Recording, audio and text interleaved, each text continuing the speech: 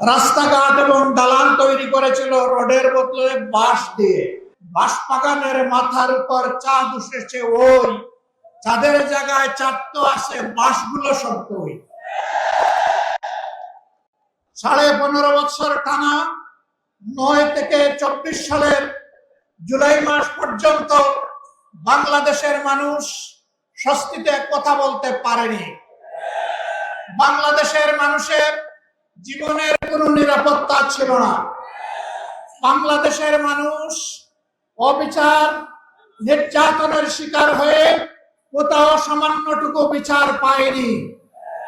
বাংলাদেশ দুর্নীতিতে ভেসে গিয়েছিল। দেশের টাকা লুণ্ঠন করে বিদেশে পাচার করা হয়েছিল।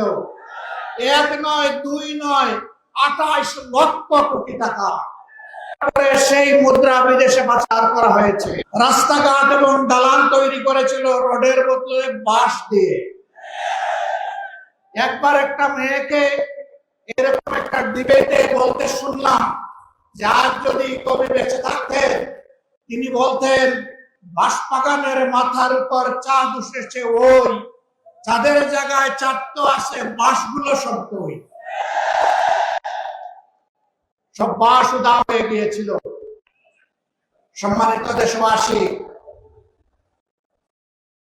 আমাদেরকে উন্নয়নের গল্প শোনাতো, বলতো বাংলাদেশ এখন সিঙ্গাপুর, বাংলাদেশ এখন কানাডা। হ্যাঁ, বাংলাদেশ কানাডা হয়েছে তাদের জন্য। এই ফেসিবাদ শুধু প্রতিপক্ষ রাজনৈতিক দলকে আঘাত করে নাই, তারা বড় আঘাত দিয়েছিল আলিম উলামার উপর। হেফাজতে ইসলামের নেতারা সারা দেশে অন্যায়ের বিরুদ্ধে প্রতিবাদ করেছিলেন। আল্লাহ এবং আল্লাহ রসুলের বিরুদ্ধে কিছু সংখ্যক বেয়াদব প্রকাশ্যে চর্চা করেছিল। তাদের জবাব দেওয়ার জন্য শান্তিপূর্ণ আইন তাদেরকে হত্যা করার পর, খুন করার পর প্রখ্যাত প্রধানমন্ত্রী বলেছিলেন কেউ মারা যায়নি।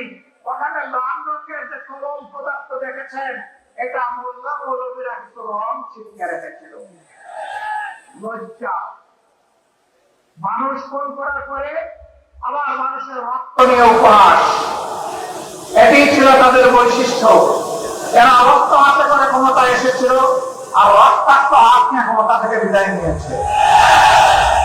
তারা ক্ষমতায় এসেছিল 9 সালে ফেব্রুয়ারি মাসের 25 এবং 26 তারিখ ঢাকার পিলখানায় তৎকালীন প্যারামিলিটারি মিডিয়া হেডকোয়ার্টারে 2 দিনে 57 জন প্রতিশ্রুতিশীল দেশপ্রেমিক চৌকস সামরিক অফিসারকে তারা হত্যা করার মাধ্যমে তাদের হত্যার অভিযান শুরু করেছে।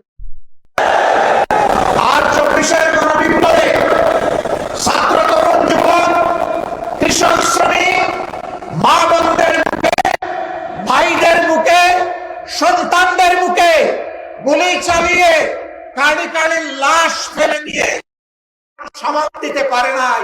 তখন যারা বলেছিল অমুকের কন্যা দেশ ছেড়ে পালায় না, তারাই তখন তারা কি করেছিল?